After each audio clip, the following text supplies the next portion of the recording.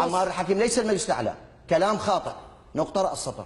عمار الحكيم أوسع من المجلس الأعلى. لا لا لا يا جماعة بقى كده، عارفين المنطقة اللي احنا فيها دي منطقة أعراض. أعراض؟ أمال أنت فاكر إيه؟ هي حصلت أعراض؟ اللي احنا فيه ده أعراض. حقيقة شوف أنا أتفق معك.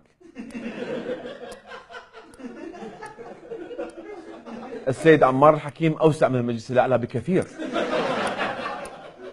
بل والسيد عمار الحكيم أوسع من العراق.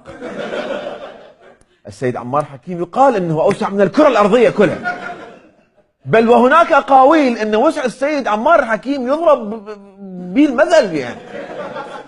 والبعض يقولون أنه لولا السيد عمار هالقد مو واسع هو كان هسه احنا محتلين داعش. وفخ لي شوية بلا زحمة عليك. دوري كسياسي لا يقتضي مني أن ألبس بدلة عسكرية، ولا يقتضي مني أن أتاجر بهذه البدلة العسكرية. لو أنا أذهب إلى القتال وألبسها، لو مو قاعد بمكتبي وألبسها. فلذلك امتنعت عن لبسها إطلاقا إلا مرة واحدة وأنا نادم.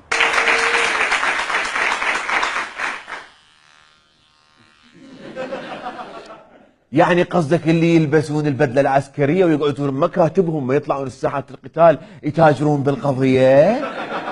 يعني أنت تقصد رب عملك كان يتاجر بالقضية؟ سيد عمار سمعته؟